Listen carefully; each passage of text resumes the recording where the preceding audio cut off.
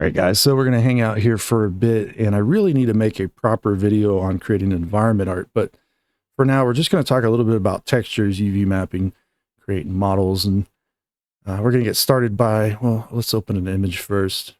And I'm going to be using some textures from texture.ninja, but we'll start with some just like rocks. Keep it simple, right? And so we got this rock texture, and let's do another one.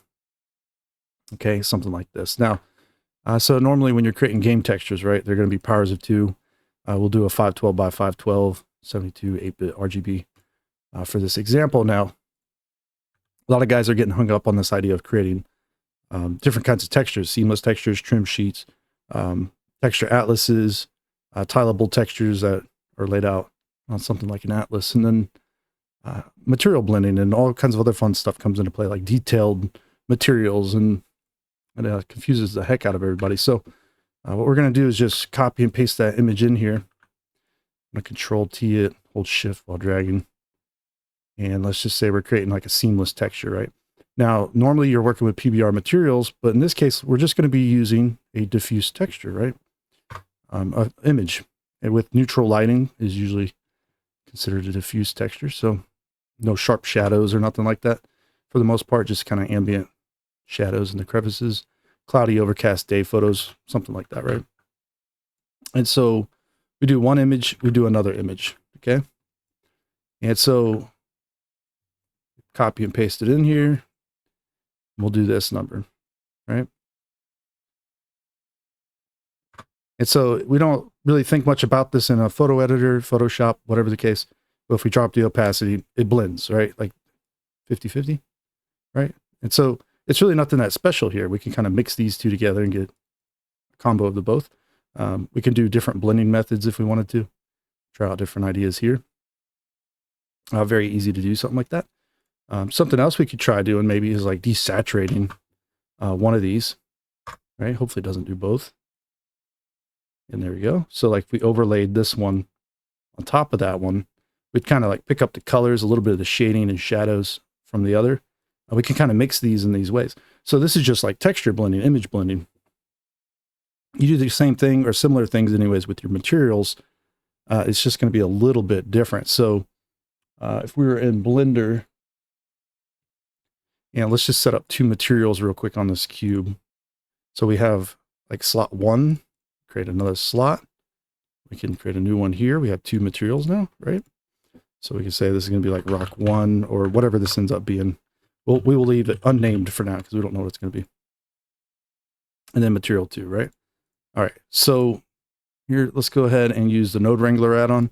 Select the shader, Control-Shift-T. I'm going to go to Textures, Texture Packs. I downloaded some from Ambient CG, so you can, of course, do this as well. We'll use the concretes in this example. We'll do concrete 1. And you'll see here, it's just like what you normally download, right? So we got color, displacement possibly, normal maps in DirectX or OpenGL, and roughness. So we're going to do normal GL for Blender. For Unreal Engine, it'd be normal DirectX. You can actually use the DirectX ones here in Blender. You can convert them basically. So that's what we're going to do. I'm going to show you that setup real quick. Import them in. So base color goes to base color, roughness to roughness. They set to non-color when they're little gray nodes. Okay. And we got displacement down here. I do not see my normal map. Not all of them came in apparently. So we'll just Shift A, create texture, image texture, open, go back to that folder. Do normal map DirectX. We don't really need a metallic map. We should be okay. Let's just make sure. Let's just make sure we don't have any that I forgot to bring in. And yeah, sometimes there's an ambient occlusion, which we don't have in this case.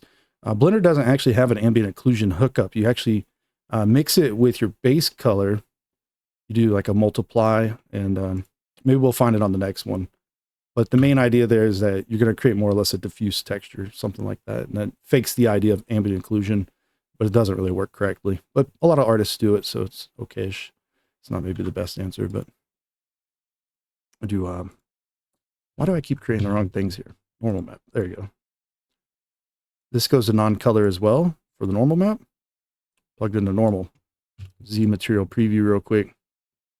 All right, so this is going to be a backwards normal map. It's hard to tell sometimes, but if it ever looks wrong or it has like weird shading stuff going on, there's a good odd chance it's not set to non-color or it's backwards. So we create a color and we do RGB curves.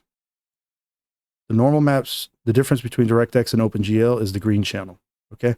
And it's inverted, so you just flip these around very quick like that, and it's more correct now, okay? Just want to make sure everything's good to go here. So yellow, sRGB, grayscales, in this case roughness, non-colors, non-color, non-color for the vectors as well, potentially, right? So this is a displacement. In Blender 3.6, you have to use cycles to see displacement. So we'll switch to that real quick.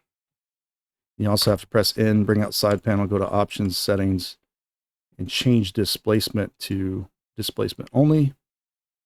And so now if this had more geometry to it, which it doesn't right now, so we'll add a subdivision modifier.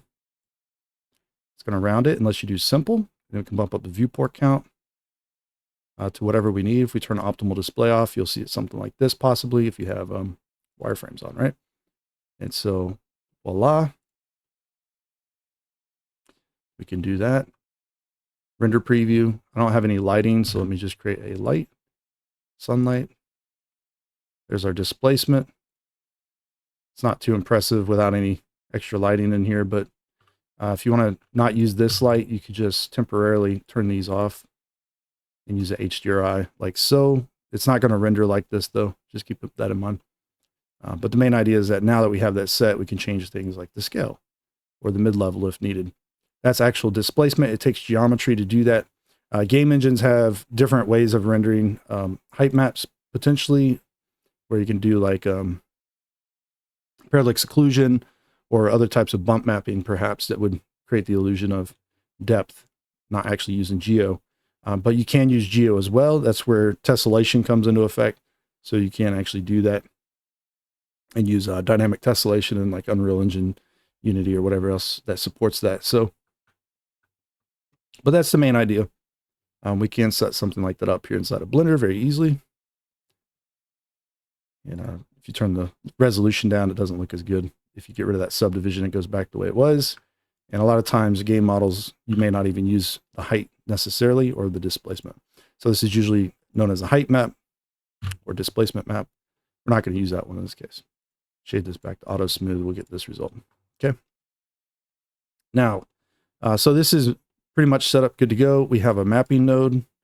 So this is going to happen quite regularly inside of game engines as well, where either you're going to use UVs or you're going to use, you can do like parallax occlusion mapping or world space mapping, right?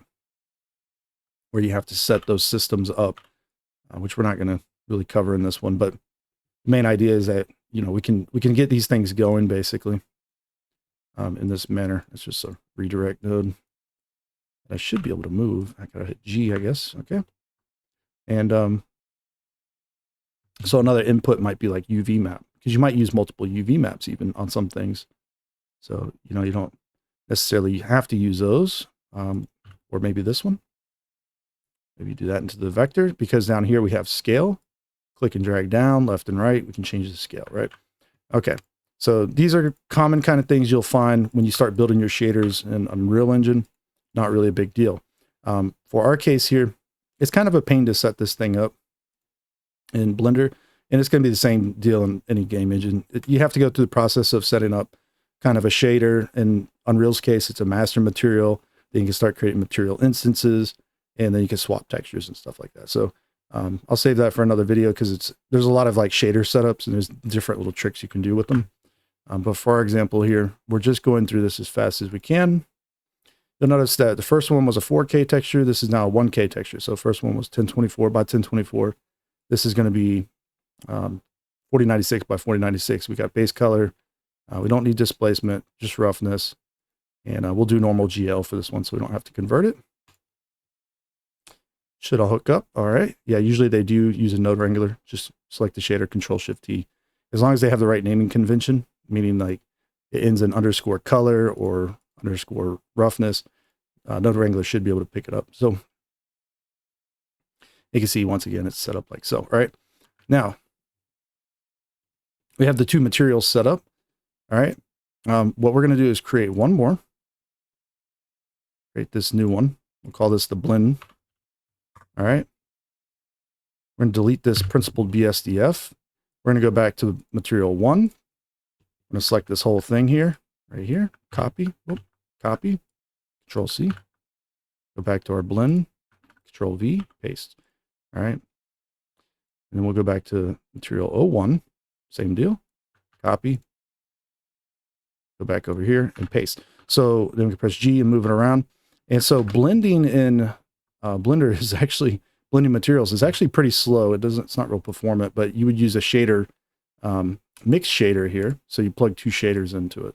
And I think that's really where the performance hiccup is, because a lot of game engines tend to, the way they handle like layered materials, it works out a lot better, I think. But the main thing is that you can still do it here. That's the main idea. All right, so we have the 2 materials hooked up. Now onto this surface, we should be able to get rid of the extra slots here. We don't necessarily need them for this object now. They'll still be in existence, but you might want to tag them as fake users if you want to store them for later, right? So like when you save the Blender file, if you tag them as fake users, they'll stay with the Blender file. If something's not being used in a Blender scene and you close Blender and you come back, it'll be gone, right? Or if you didn't save it, if it's a texture. So you have to save things or pack them, or make sure you have them somewhere on your hard drive so you can reload them quickly anyways. So in our case, we're just using the blend. What we're looking at over here, this is the material slots. It's the same thing as doing this, right? So we'll switch to blend real quick. All right, and then you can see exactly what's about to happen here now, right? We have 2 proper setup materials. We can change the factor. It's the same as blending in Photoshop or anywhere else, right? Krita and all that other fun stuff, except it's the whole material now. And so you can get a little bit fancier with your blending methods. Like it's not just factor. You could do like mathematical blends perhaps or something like that. But you can do like height blends and things like that potentially. The most common ones you're going to find are just going to be black and white masks. Cyberpunk in particular, if you ever looked at the models in that game or looked into how they're made anyways, they use lots and lots of masks with lots of materials. So like an object might have like 7 materials and they blend them all together using black and white masks.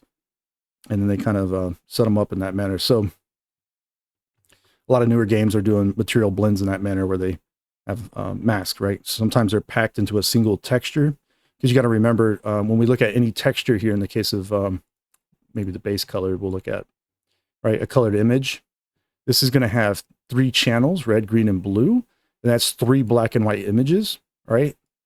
So that'll be all red. That'll be all green parts of the image. So if it's white, it's green. If it's black, it's not green. Same with blue and red. And then it uses that to calculate the other colors like yellow, cyan, magenta. And then the alpha channel is going to be transparency. So there's actually possibly 4 channels. You don't always use all 4. Just using an RGB is more performant. 4 channels is going to be less performant. So that's what color and alpha basically stands for anyways. So those are 3 black and white images. I've talked about texture packing on the channel before. You can actually use Blender's compositor to do this, where you bring in something like 3 different black and white images. So you would input image, open whatever you need. You'd have 3 of these textures, potentially black and white images. And then you can do colors. Oops, maybe we have to do converter, combine color. So you could pack a black and white image into a red channel, into a green channel, into a blue channel. And when you want to get these things out, you just hook it up to an output viewer node, set it to image, and then you would set, we'll change this to a image editor. And we'll click here and we'll go to a viewer node. So, and then once it outputs these images, you'll actually get like a rainbow colored kind of image here. That would be a packed texture basically. It'll be all of them combined together, red, green, and blue, right? You can then take that image and save it out. And I've made a whole video talking about this. Is pretty much the same thing though. You'd be able to save that image when you do that, save as or whatever. you'd have a pack texture right here in Blender. You can pack them. You can also pack alpha channels as well.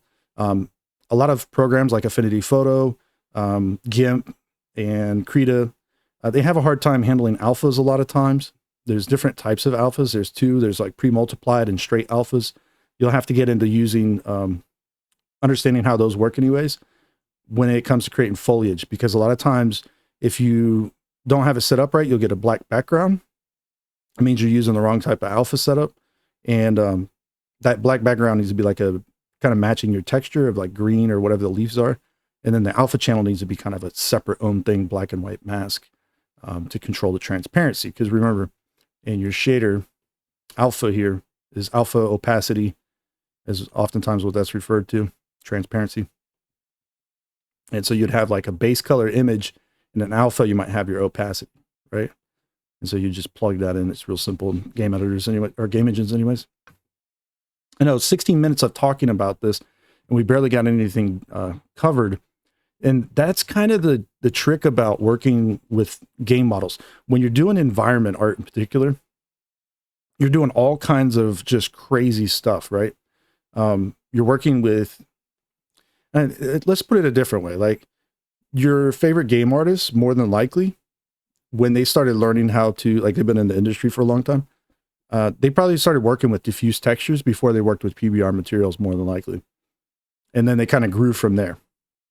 And then that information, of course, is passed on to the guys that come into the studios or art schools or whatever slowly.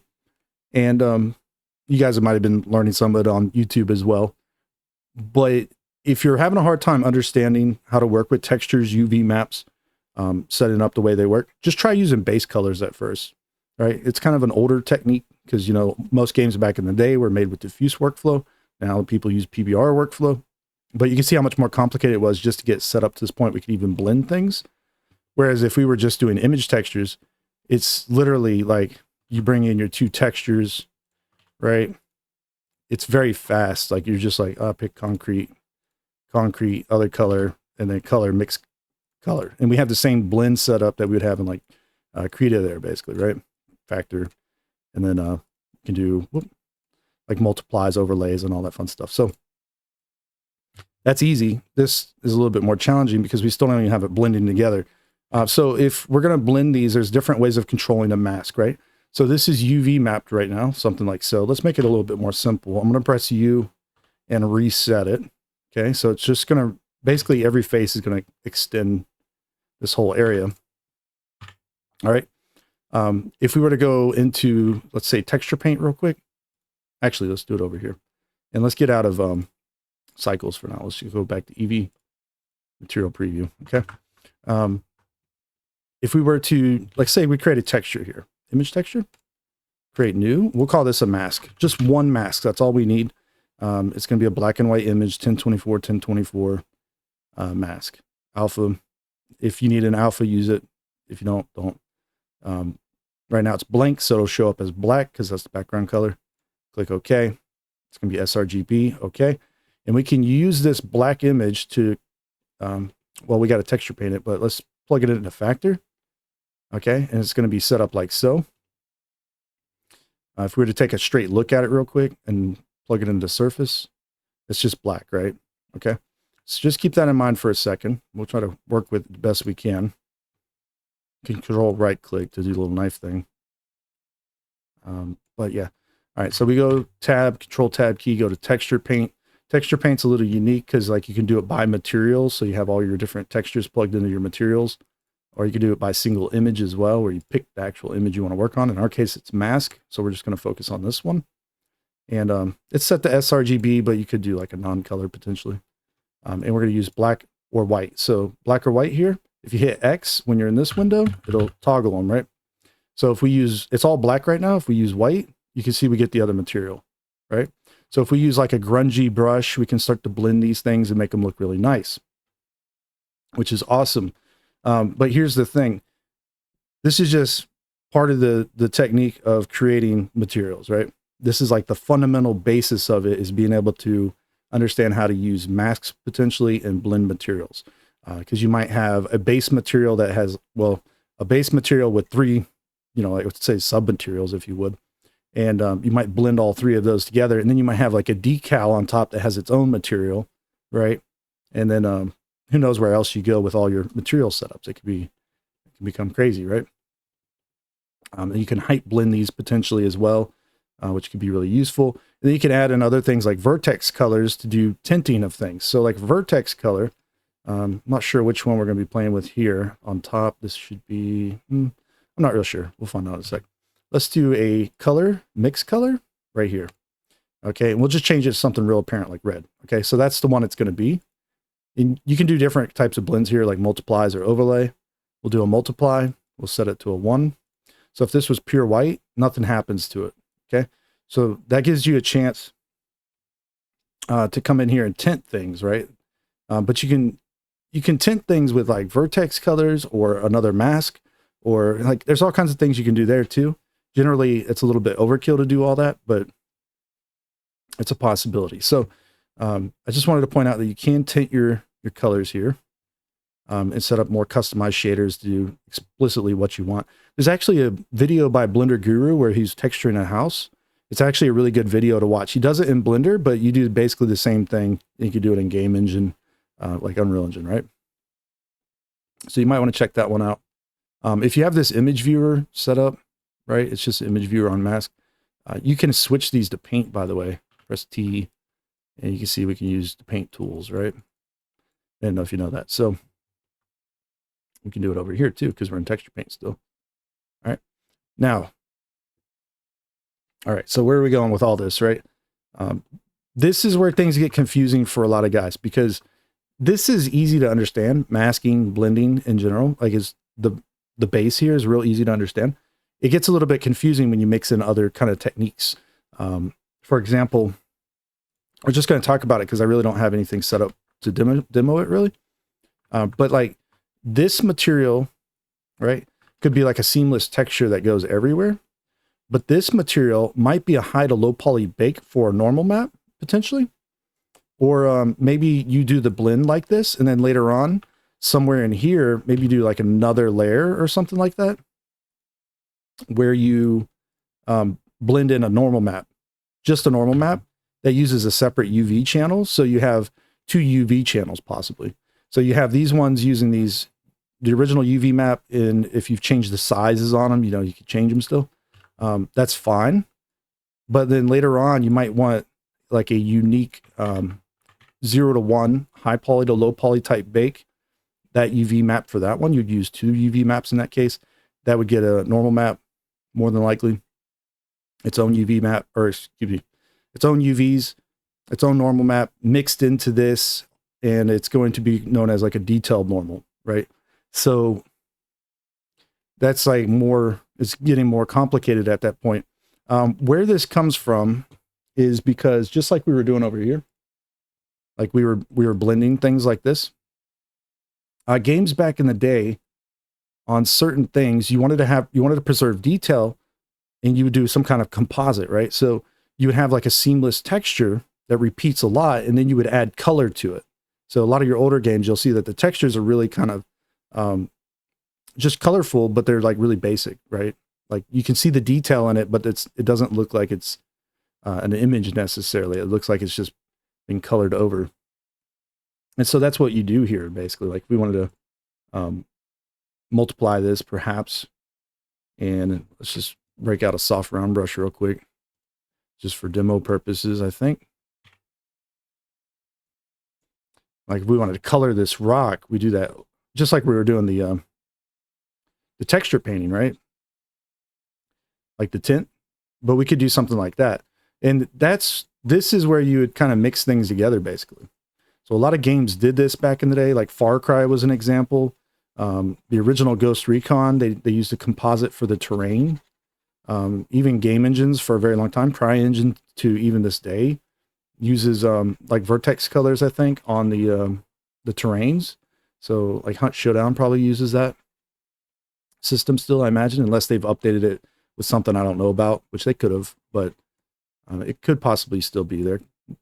But they do have a newer version of CryEngine than what's available to download, so I wouldn't know for sure. But the thing is that we can add color to this, and it looks, that's what used to happen with a lot of diffuse workflow stuff.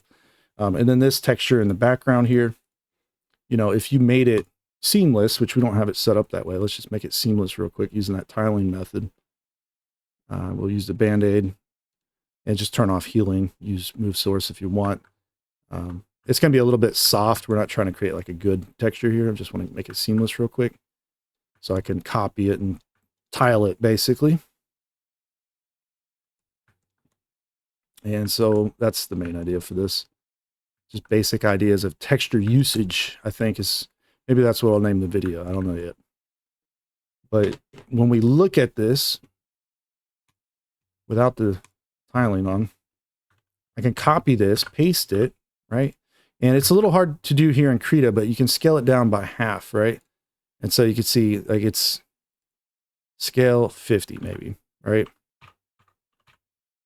Hit enter. Krita is not real good for working with photos and snapping things into place, but apply that. Let's just say it did snap into place here. Copy it, paste it. And we make it start tiling. You can still place these manually using the arrow keys and get them to line up just right, but I'm going to rush, so we're going to, if it has a seam, it's okay. All right. Good enough for now. So when that's on top of it, you see where we're going with this? We could keep working this. It's pretty important to understand, I think. So it gets better than this, I promise. So another technique, instead of using a black and white image, a mask in that sense, if you have enough geo for this, right? We take this object. I'm going to do a destructive subdivision. So in edit mode, right click, subdivide the faces. I'm going to hit Shift R a few times. If we have enough geo here, we can also use something different than this. So instead of using a mask, which we won't use now, just toss it to the side. We can use an input and we can do color attribute. Color attribute is also going to be known as vertex colors. So in your object data properties, you'll see here color attributes. There's none right now. So no vertex colors. But we're going to plug that into factor there. We're going to go into vertex paint. You could possibly even use sculpt mode, because sculpt mode added this little brush here, wherever it is, this one. And this is going to be vertex painting more or less. That's what it does. So it needs geometry to work. Now, it's the same idea as going into vertex paint. Now, there's some pretty cool ways of working with vertex paint in Blender. Like you can do auto masking by selection in edit mode. So like if I only wanted to work this area, for example, I go into edit mode, I go back to vertex paint, we can mask the face or the vertices, okay? So it's up to you on how you do that. But if you ever need to mask something by geo, that's one way you can do it. You can do edit mode selections, go back to vertex paint and turn that on or off, whatever. And so, but you can see something has created our color attributes here, our vertex colors. But if it didn't do that, what you do is you click the plus sign, use face corner, and bite color, okay? And then that's all you got to do, because it's going to do it automatically. Otherwise, you can see when we go into vertex paint, grab a brush, and we try to work on this thing. Let's see if we can, there you go. You see, it's going to be face corner, bite color. All right, now, here's the thing. We can use black and white over here as well, but we want to usually pick our color attribute.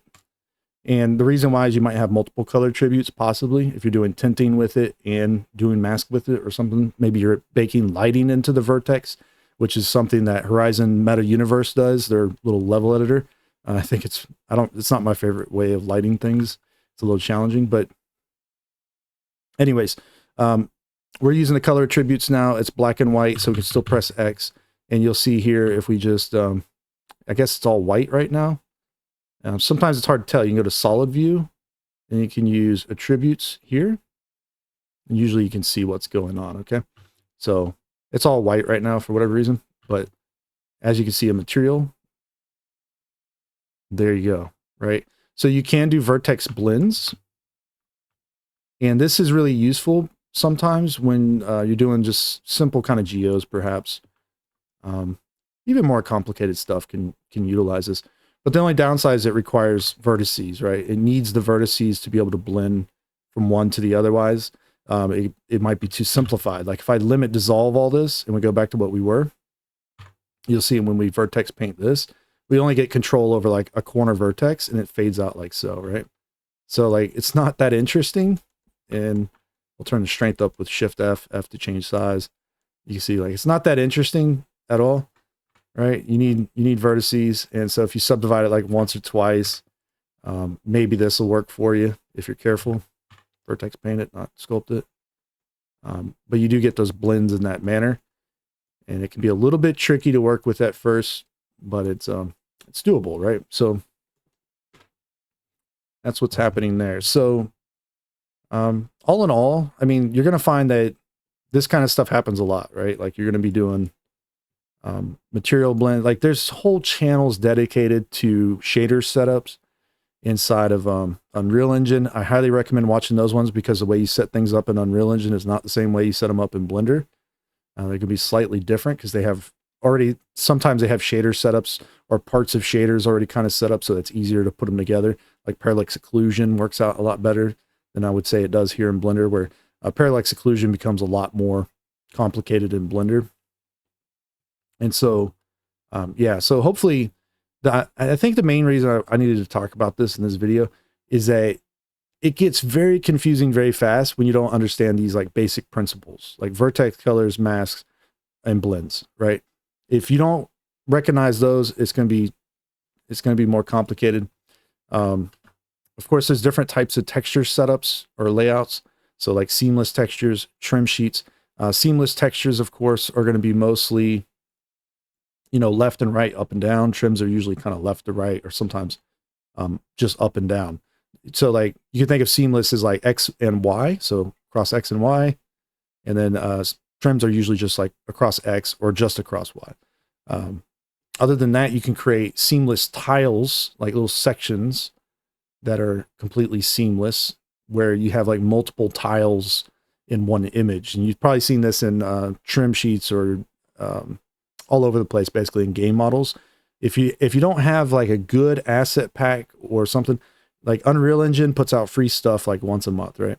Look for like the game assets they put out. Pick them up when you can. Look at how people are utilizing their assets when it comes to texturing, right? They're going to use trim sheets, seamless textures. They're going to use atlases. They're going to do simple shaders. They're going to do complex shaders, because Unreal Engine shaders, you can also do like vertex displacement, basically, or where you can make things like kind of wave in the wind and rock back and forth. So it gets even more involved in Blender's shader setup in that sense, where you can do like animation and stuff with it, and just do all kinds of crazy stuff, basically. So you definitely want to pick up those example environments whenever you get a chance. Pick them up, look into how they're doing things, and then try to familiarize yourself with the shader setups by watching videos on shaders, and then poking around in these projects, right, that you can get for free. And you'll start to realize like it's not always like super complicated. It just kind of seems like it at first, right? Like the idea is kind of simple. It's mostly about blending, right? A lot of times, maybe using 2 UV channels. Maybe sometimes it does more, but it's not that common, I would say. So, and then you get like little different ways of like manipulating things with vertices, or you can inject like another normal map on top of this with a second UV. Like it's not really that crazy once you start looking into it. For a lot of assets anyways. Like some things can become obviously a lot more complicated, especially when you're talking about like procedural sky systems. And if you're doing like a procedural terrain texture, right, or shader, that one's a little confusing at first, right? It's basically the same idea as creating material layer systems, right? So in Unreal, you create a system for this. That way you can just plug any material into that system later on as like a different material. And then, but the procedural terrain is basically that same setup, but it's like something like using Substance Designer, right? Like if you've ever used Substance Designer, you know, you can create like all these different layers and kind of stack them up and start creating all the different height and blends. And so Unreal can kind of do the same thing in real time, right? That's the main idea. So similar anyways. Now shaders do have like limitations though. Like you can run out of, like they have instructions If you start going too high in instructions, the shader becomes slower, slows down the performance of the game potentially. So a lot of times game artists, they just try to keep things as simple as possible, where possible. And then only on like maybe like hero assets or very specific things, they might take it a little step further.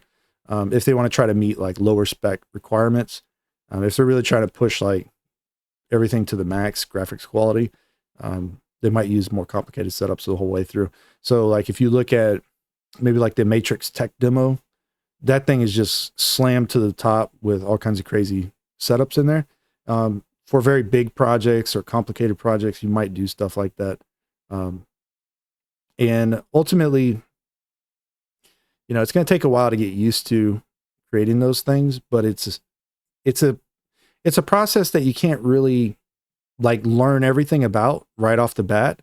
You have to kind of explore it and learn it as you go, you know, just like there's like a junior artist position. You don't immediately hop into like art director position, right? Or you don't hop into like senior position, because you got to learn things as you get used to working with them and when to use them and where to use them and how long it takes to use them and all that other fun stuff. So when you're trying to learn like some crazy shader setups, it's honestly, it's not useful to try to like study every aspect of like the shader system. Perhaps it's better to learn it as you go. And then you'll eventually kind of collect knowledge over years and years of doing it.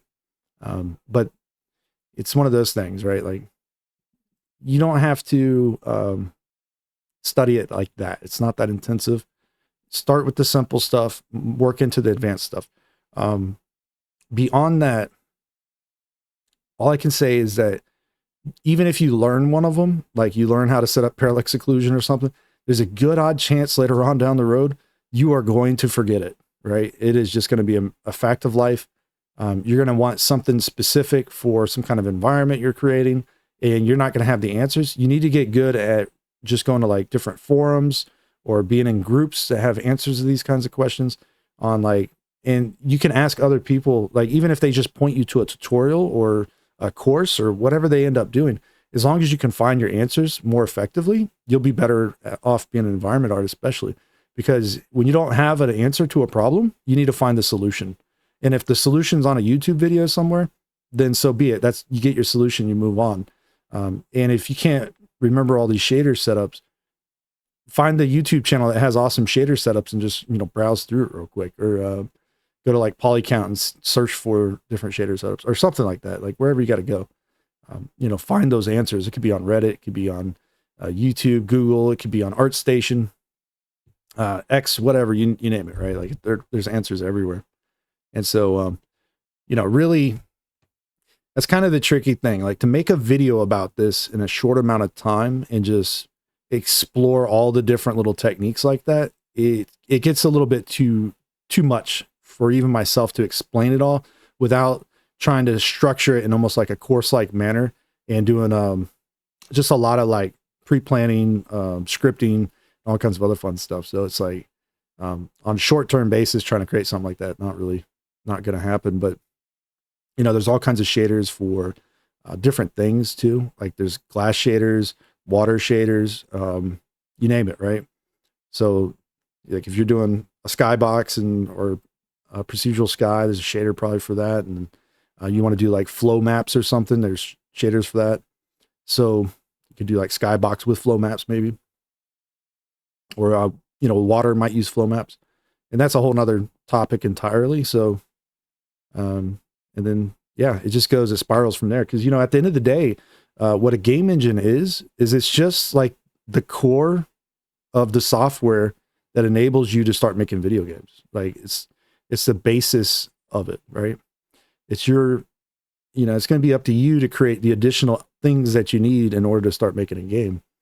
And so when they're not placed in the engine from the start, that's when you run into issues. Like back in the day, I would say like Unity and other engines, they had kind of like a structured pipeline where they already had shaders set up, right? And then you had to use, or you didn't have to use just their shaders. You can create your own custom shaders, but they had like preset shaders, if you would, right? Kind of like Blender does almost. Like they have the different types of shaders in here, like mixed shaders, glossy, glass, tunes. We're used to that idea, right? And game engines used to be like that more, where you just had all kinds of different shaders. Like Unity had like 30 something. CryEngine had like a variety of shaders as well. And Blender still has a variety of shaders. But when you jump into Unreal Engine, there's no shader there, right? Like you have to create those shaders. So that's where things get tricky because, you know, like Principled BSDF, this is an Uber shader, super shader. It has everything you can think of to hook up into it. But in game engines, the less you use, the more performant it is. So like if we had like a diffuse shader, it's just a color, image, roughness, and normal possibly.